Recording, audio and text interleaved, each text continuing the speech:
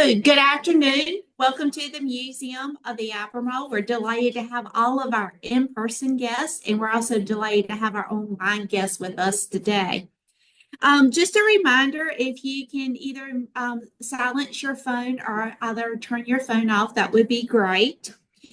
We will have questions and answers at the end of our program today. So if you are online and would like to submit a question, just type that into chat. Our next History for Lunch will be Wednesday, November the 6th at noon.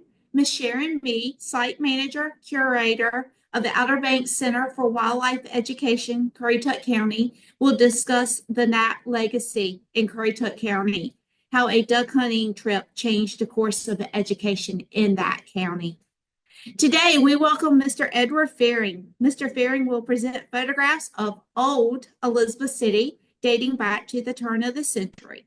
So sit back and enjoy exploring Elizabeth City's growth over the last 125 years.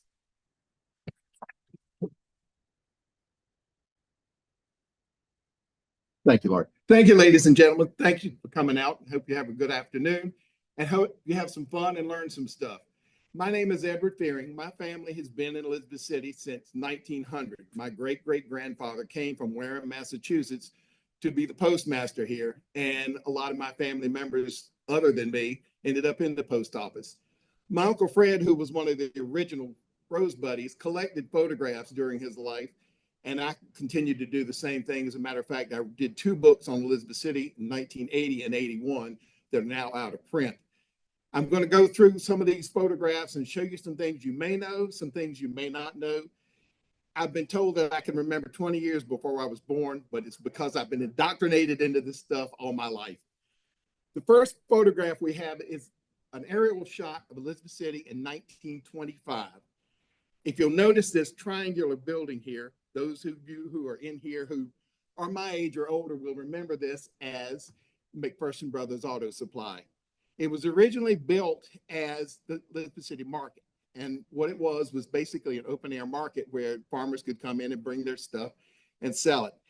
It was also built over what was known and still known as Tiber Creek. If you'll follow my cursor, right here is the creek, and the building is built right over it.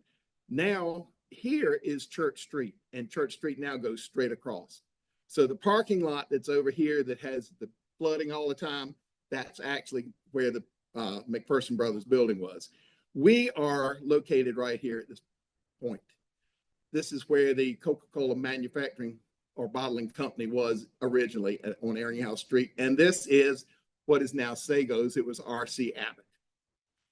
Okay, let's see if I can do this. I told somebody the other day, if it doesn't have a crank on it, I can't operate it. All right. On the corner of Main and Martin Street, which is now Martin Luther King, was the YMCA building. When I was a kid, it had been converted into the Boys Club. Behind it, in the back, was the police station. And right up here in the front was Emily Sheep Millinery and Ladies Clothing. Mr. Sheep was the son of S.L. Sheep, who became a very prominent educator here, and the S.L. Sheep School was named for him. If you look down on this left-hand corner, you'll see this house back here. That is the home place of J.C.B. Eringhouse, who was a former governor of North Carolina, which Eringhouse Street is named for. This photograph was taken in about 1909, and the building remained there until the 1970s when it was torn down for Nesselrod's parking lot. Basically, is what it was. This house is where the city hall is now. This was Dixie Nash's house, Tom Nash's grandmother's house.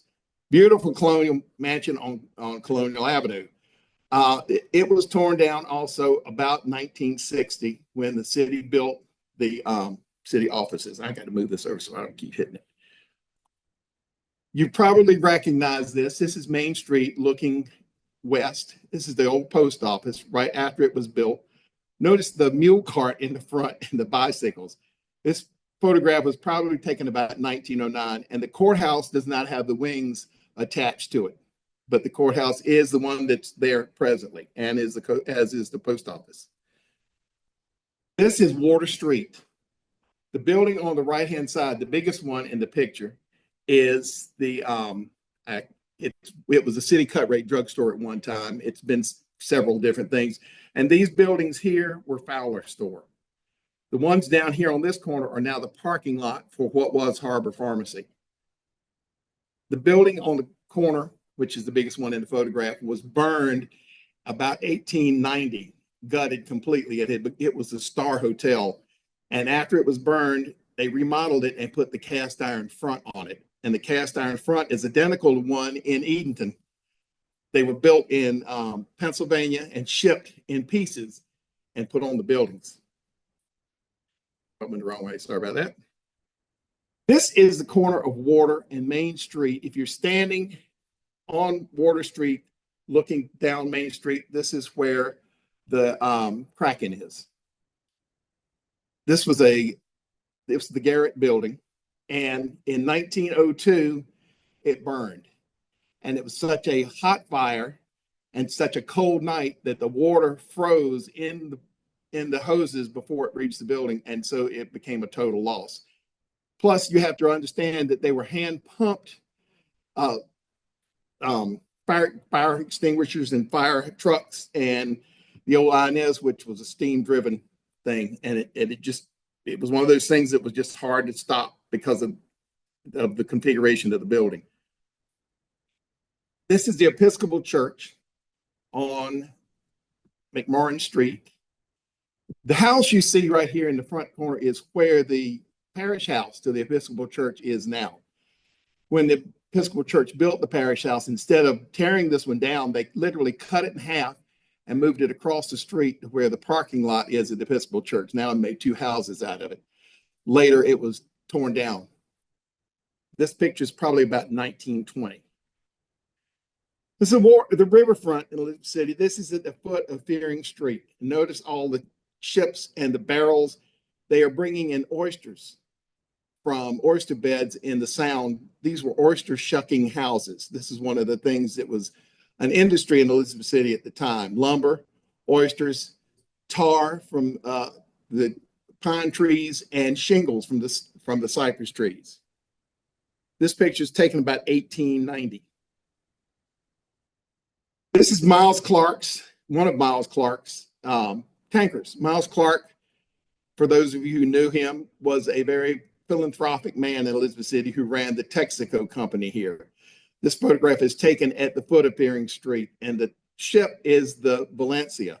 The Valencia happened to be an old yacht that caught fire in the river and burned and sank to the waterline. Miles Clark hence bought it, took it to Elizabeth City Shipyard, and had it reconverted into a tanker. Main Street, about 1900. I'm sure you recognize the courthouse and the post office. Look at the tree-lined streets, and those trees were huge. The street is also brick, which is what is under the asphalt now. Oh, went too fast. Camden Bridge, the original Camden Drawbridge, and the old Gulf Station at the corner, which is now a park. If you'll notice in the background over here on the left, you will see schooners. These schooners were docked over here and left when travel on the water for industry became useless because of roads. They had no more use for these schooners, so they were docked over there and left. And years later, during several hurricanes, what was left of them floated out and became hazards. So they actually broke them up or set them on fire and got rid of them. This is the First Methodist Church on Road Street, not the one you're familiar with, but this is the original. The building is still there. It became the Perry Apartments in about 1920 when the new church was built on the corner of Main and Road Street. The building is still there. If you go by, when you leave here, if you want to go by and check all these things out, you'll still see the framework around the windows. They took the steeple off. They closed in the front where the columns were and made 3 floors and an apartment house. And the building is still intact, with exception of the steeple and the roof. I have one of the original windows that was left in the Butts drugstore, which was next to the Episcopal Church, the Methodist Church And when they tore it down, they were going to bulldoze it and not save the window. So being a historian as I am, I save as much as I can. This is the Robinson building. This building is directly behind what was Bradshaw's. It's now a parking lot. If you'll notice this building right here on the corner, this is the Bradshaw's building. This is now a parking lot. This housed the original post office, and on the third floor was a dance hall. The corner place you see here was the Carolina Coffee Shop. In 1974, 75, I believe, I can't remember exactly, the building caught on fire in the summer of that year and burned to the ground. It was basically a wooden building, so you can imagine how fast it burned. And then it was torn down, the rest of it for the parking lot. Some of you may remember this building. This is the old Robinson home, the original Robinson home, which was the public library. It was on the corner of Poole and Main Street where the tax office is now. In the 70s, they decided that it was no longer feasible to use it as a library because it was wooden and it was old. So they tore it down.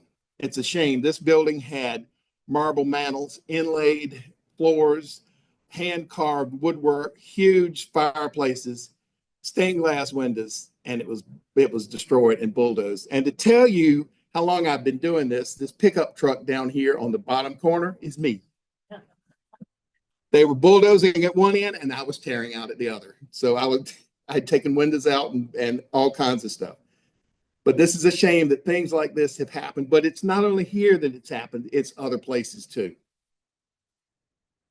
Here's another house that is no longer there. This is Herbert Small house. This house is directly behind the courthouse. Built about 1820. The Smalls lived here until the 1960s, and the county bought it. Well, the county at that point in time were looking for parking spaces. As you know, right now, that's the thing that everybody complains about.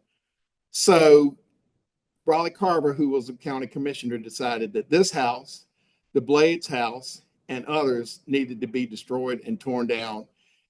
And they were almost saved at the last minute, but he called the contractor in and had them destroyed on a Saturday so nobody could stop it. These buildings are still here. Of course, they don't look like they used to. The one that looks like a chapel has been restored back to its original condition. This is Main Street, right past where the Southern Hotel is. The North Carolinian building you see has been completely Victorianized. This building was probably built about 1790, 1800. The building next to it that looks like a Gothic church was actually built a little later, probably about 1860. The house on the corner, you see the columns, is Maxine Sweeney's house. It's still there. It's been modified. The porch has been taken off and made Victorian. When Van Johnson bought this building, it was Hill's Confectionery, and they had completely taken the front off of it, and it didn't look like this at all. And he got old photographs, this is one he used, and reproduced the facade of it and the interior as much as he could to bring it back to the original. So see, there are people that are trying to save things that we have as history. This, I've shown people this picture and they say, it's where? This is actually the shipyard over here, Elizabeth City Shipyard. These are yachts that were docked here in the 20s, and you notice that they were huge. Look how clean and nice the shipyard is at this point in time. At one time, the shipyard was one of the most viable businesses in Elizabeth City. During World War II, they built PT boats. They also, after World War II, refitted 2 ships from Canada into ocean liners, the Bahia and the Valencia, and they were sent to South America. Now, the trick is that they were sent down there and the South American government never paid them for them. So that was part of the demise of the shipyard as it was. But this is a picture of it when it was in its heyday, when all the big yachts would come and winter over. And for those of you who don't know, one of the reasons that these ships came here in the wintertime is because of the tannic acid in the river. Tannic acid comes from the cypress trees, and they leach this acid into the water, which makes the water brown, and it kills barnacles and woodworms. So anybody who had a wooden hull ship and could afford it could send it to Elizabeth City and either dock it or anchor it in the river in the wintertime to kill all the marine life that had grown on hulls. Ah, this might be familiar to some of you. The building is still there, though it's not in this configuration. This is the Albemarle Hospital. Some of you were born in here, as was I, many years ago. The hospital was built in the 20s. Now, I'm going to refer to a lot of 1920s, and I'll tell you about it in a minute, about how important Elizabeth City was and what happened to it. The building was built on the point, and the dome up here on the top was the operating room. And that dome is now across the street as the top of the pavilion. When they remodeled this building to make apartments out of it, they gave the city the dome. And Peggy Langley, who was head of ECDI, had a pavilion made out of the dome. So we have kept some of the original. There again, this is a small house that I showed you on Colonial Avenue right before it was torn down. These pictures are not in order. I've got to get them in order. I'm lucky I got them on the computer. That's, for me, that's really good. But here it is being destroyed. What a shame. And guess who's standing here in the corner? And I couldn't get those columns out fast enough to take them home. Of course, they were too heavy to move, but that wouldn't have stopped me. Another house that they destroyed at the same time was Dr. Blade's house, which was on the corner of Elliott and Main Street. It's now the parking lot beside Flora Robinson's house that the courthouse uses. The house was built by Dr. Blades in about 1900. It burned in 1910 and was remodeled into the condition you see it now, except that the porch went all the way across and there was a balcony across the top of it.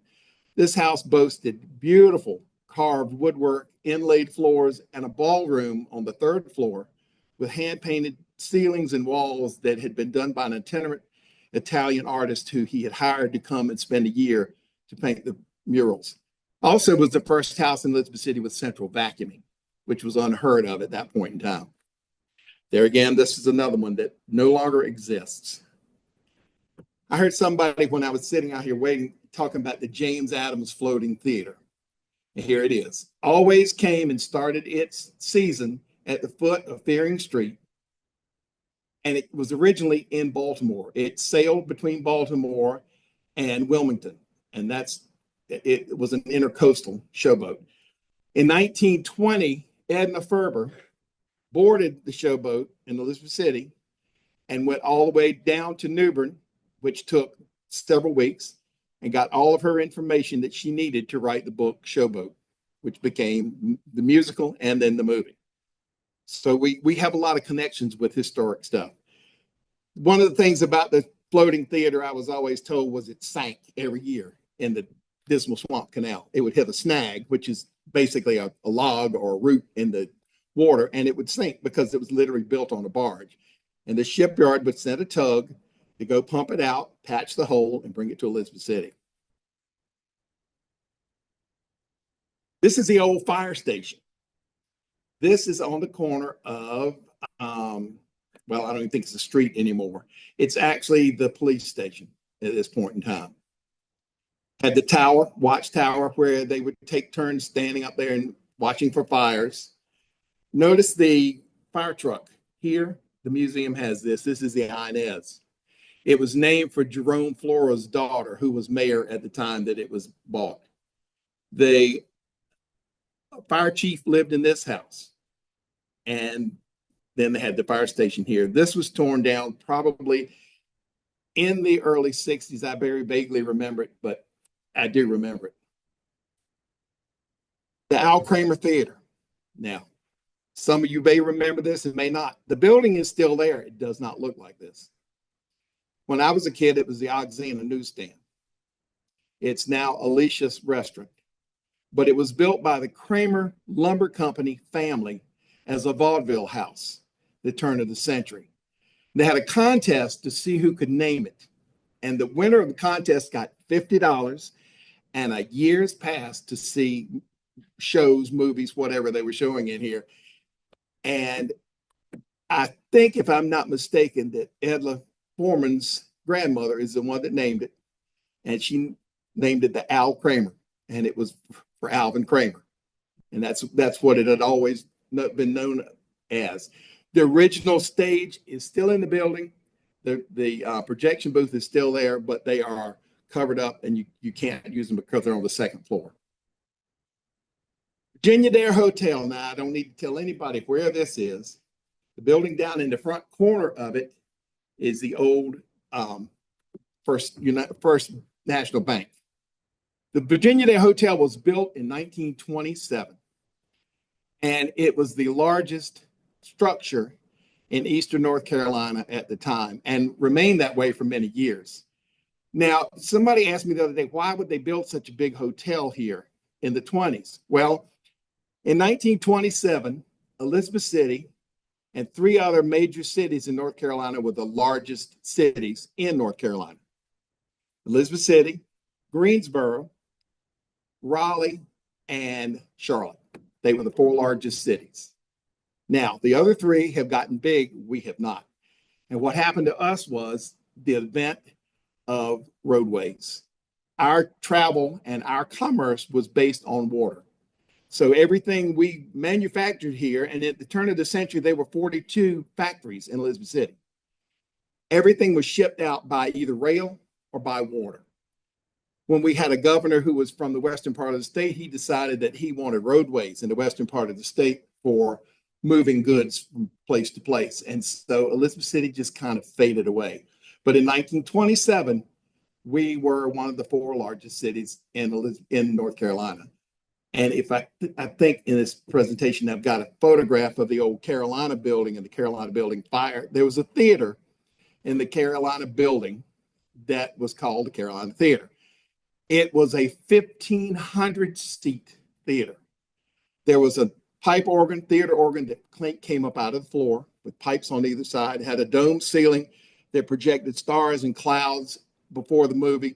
Big balcony, stained glass lamps, huge crystal chandeliers, beautiful theater. No longer with us. This is a Southern Hotel for the fire. The Southern Hotel burned 3 times. First time, it was a wooden structure, and it burned completely right down to the ground. And then 1902, they built this structure, which was stuccoed with brick coins on the corners. This burned in the early part of the 20th century, and they rebuilt it and bricked over the stucco. The building is still there on the same footprint. This is right around the corner. This is the Elizabeth City bus station on the corner of Fearing and Poindexter Street, right behind the Episcopal Church. The building is still there. And I remember as a child, the buses being routed in and out all the time. And you know, you do dumb things when you're a kid. And we used to ride bicycles behind the buses to smell the fumes. Why am I still living? Of course, we followed the fogging machine too when it came to get rid of the mosquitoes, and here I still am. And the dumb things we do as kids. First Methodist Church, right after it was built in 1925, still just like it is today. One of our prime pieces of history. This is a view of Main Street from Martin Street, I'm sorry. The building on the left, if you can see it from where you're sitting, it says Carolina. That's the marquee for the Carolina Theater. This is the Hinton building known as the Carolina building. The brick house on the right-hand side is the Flora home. This was Jerome Flora, who was mayor of Elizabeth City, lived here. And it's now where Nesselrod is. It was torn down probably in the 40s or 50s. But notice all the trees still on Main Street. There's the Kramer building, and right down here is AOA, which was the Lowry building. The Carolina building we just talked about burned in 1967. Largest fire in Eastern North Carolina. Took 6 days to put it out. Fire departments came from 7 or 8 counties trying to put it out. The problem was it had been remodeled inside so many times. There were false ceilings, there were false walls. There was wiring that was attached to other wiring, which was old, and it just was impossible. Also, it dropped to about 10 degrees during the fire, and the water in the hoses froze. Firemen fought this thing and fought it. They got on the top of the Virginia Dare Hotel and even tried to put the fire out, but to no avail. Another picture of the fire, and you can see the Carolina Theater down in the corner. And ironically, the movie was Funeral in Berlin.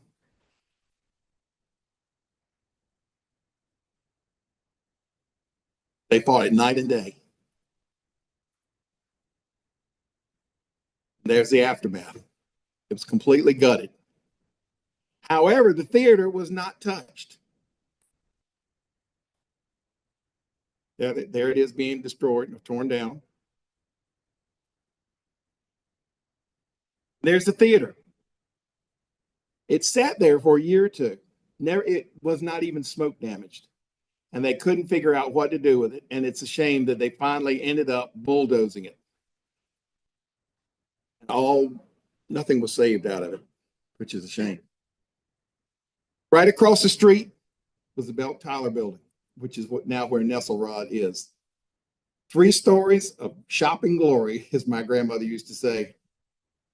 Only thing bad about this, it had an elevator, and the elevator was cranky. Sometimes it would work, and sometimes it wouldn't. You get stuck between floors, you get stuck on the top floor or the ground floor. But it was a big building and a big business in downtown Elizabeth City.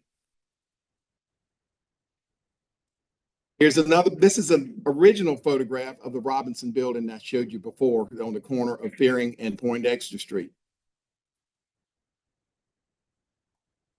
And there it is after the fire. We had a lot of fires that destroyed things, but we had a lot of bulldozers that destroyed things too. And there it is during the fire.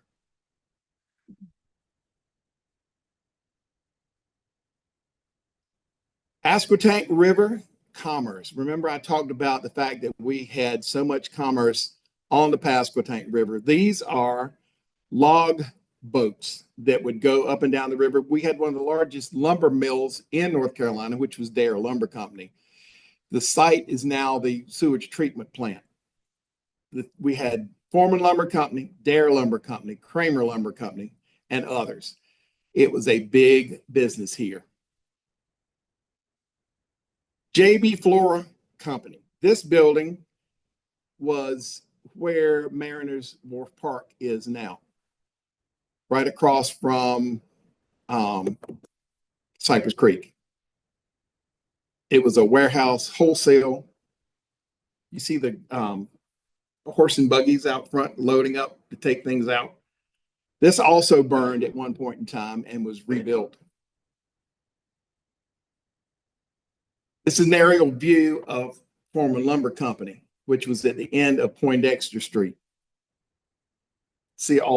Notice all the places in the back where the lumber is stored and all the buildings into storage. None of that exists today. This strange configuration is the Corduroy Road in Camden.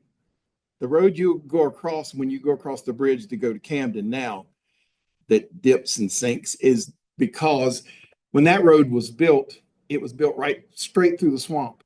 The Corduroy Road, which is this one on the left-hand side, was logs laid side by side through the driest part of that swamp they could find. And of course, it rode just like you would think riding on corduroy would. Your teeth would be jaggled out of your head by the time you finished. So the state decided that they were going to go in and put a new road in. Notice all this white stuff, which is the sand that they had to pump in. Not only did they pump in sand, but they threw in every old car, every old refrigerator, stove, any piece of junk they could find to fill this land up in order to make this road. Well, now you know as well as I do, if you travel on it, it's sinking. Well, you can't build a road on swamp and for it to last very long. But the Corduroy Road, if you are a mind to and don't mind snakes and want to hike, you can still find pieces of it over there on the left-hand side. And there's a better aerial shot of it so you can see how the Corduroy Road zigzagged over to the side.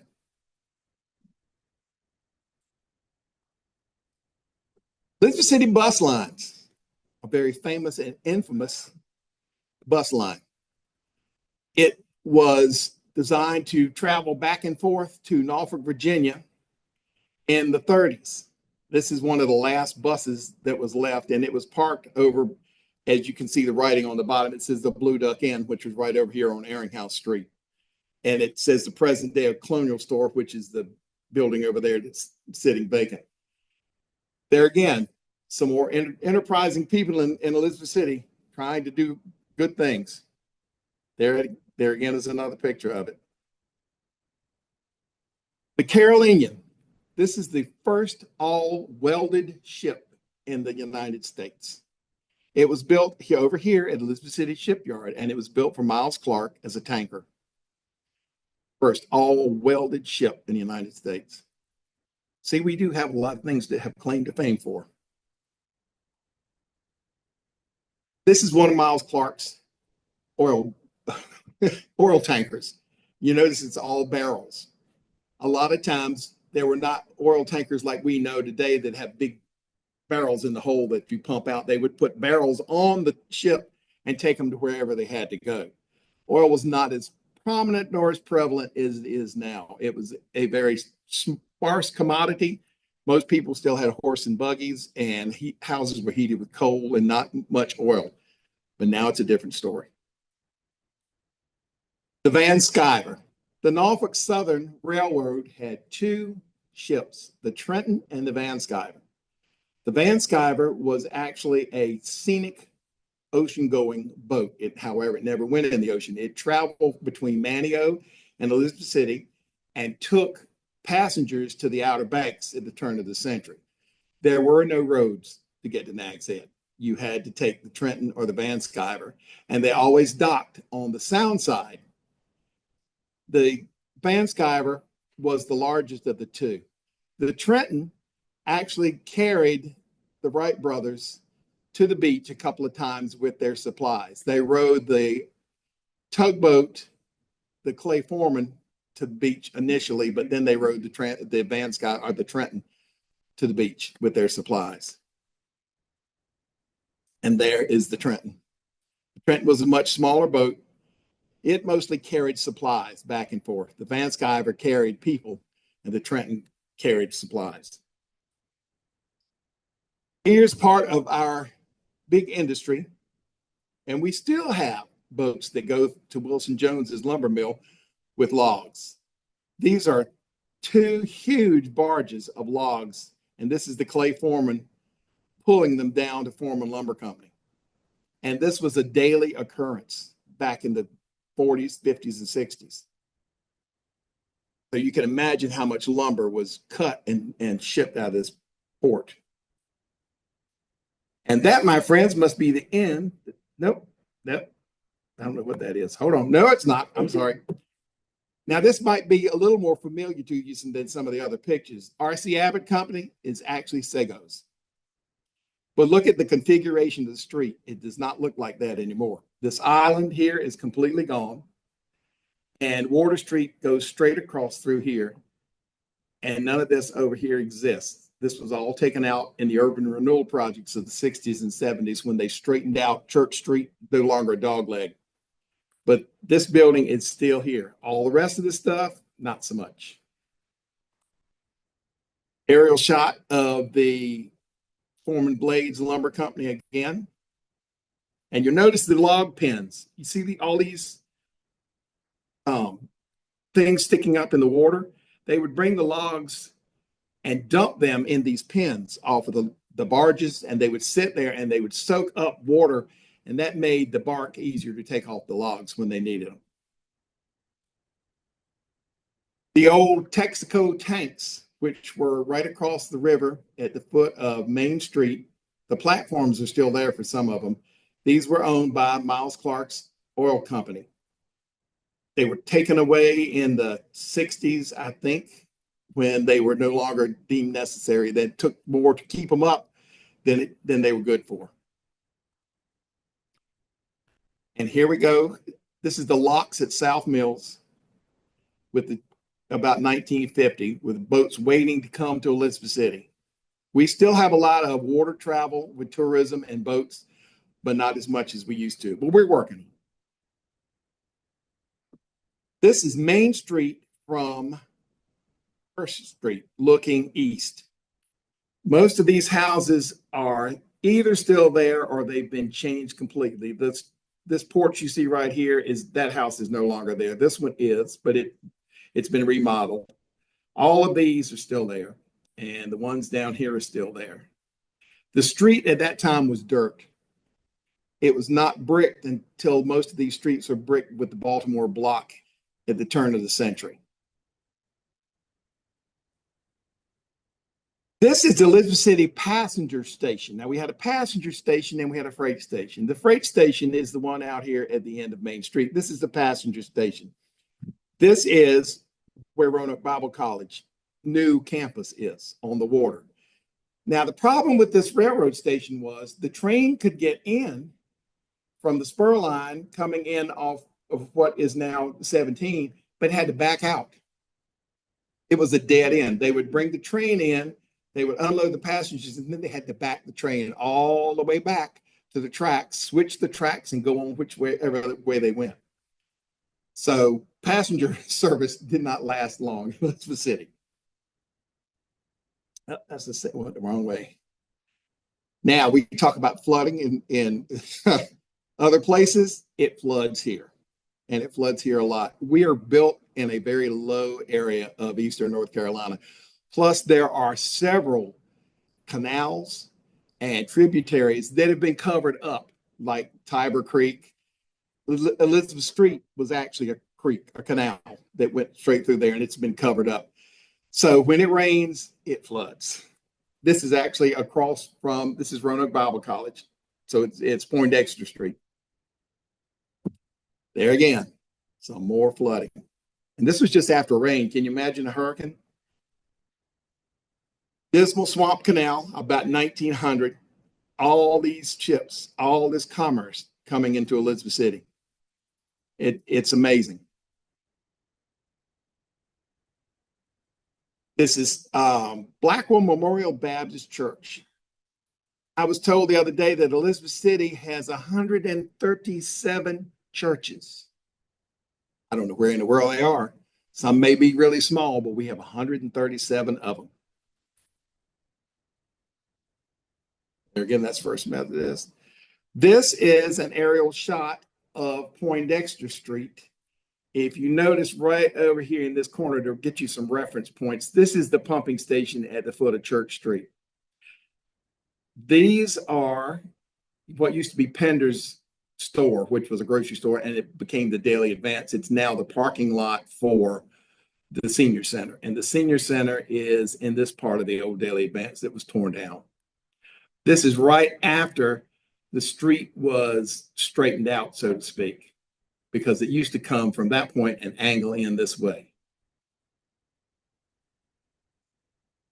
That, my friends, must be the end of my presentation because that's all it'll go. So does anybody have any questions? Oh my Lord, this is like teaching school. If anybody has any questions, then wait for the bell to ring. Well, I thank you for coming out. I hope you've enjoyed this. I have another one that I'm going to do in December, and actually a couple more. I've got a great one on Dare County, and I've got some more on Elizabeth City that we'll do another round if you want to come back.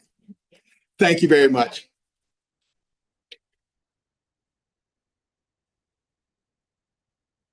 All right. What is? Yeah. I understand that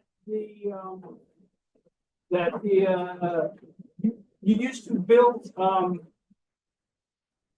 sub minesweepers here, not PT boats. PT boats and minesweepers. Both of them. Both of them, yeah. Sure it is. They refitted a lot of ships or a lot of boats during and after World War II. That was their heyday. Yeah. So yeah, that was a big industry. Actually, there were several shipyards here at one time. But the city shipyard was the largest. Yes, ma'am. A sense of what is now developing with the shipyard? Will it maybe return to some of its the way it had been? It can. The problem with it is built on made land. In other words, there is no ground under. It's basically built on cribbing. The road from the edge of Riverside Avenue is only about 30 feet of dirt, and the rest of it is cribbing, 12 by 12 creosote with piling underneath, and then they put dirt over top of it to make land. So there's basically nothing they can build there. Plus, during World War II and after, when they would change the oil in the motors of these ships, they would dump the oil on the ground to keep the dust down. So it's a hot spot at this point in time that needs to be cleaned up. And the last estimate we got for doing it was over $2 million. And that means everything has to be dug out, taken off, cleaned, and brought back. So it won't be an industrial area. It'll probably be a park if it ever gets. I really enjoyed your presentation. Thanks.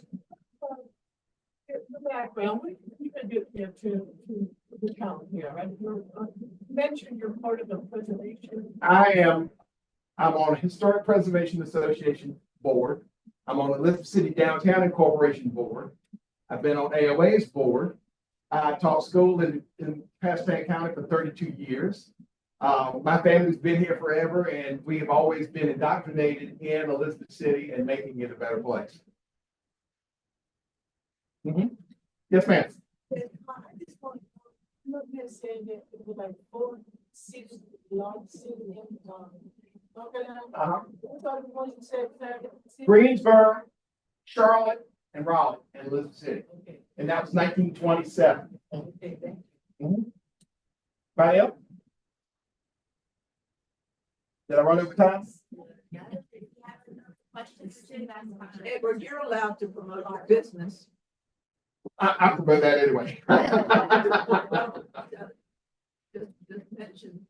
That's good. Yes, ma'am. You did a very good job. Thank you. Right. And she would know she was my babysitter when I was little.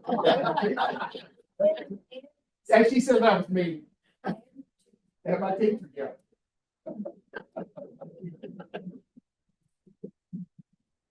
More questions? Or are we good? Thank you very much. Thank you, and thank you all for coming.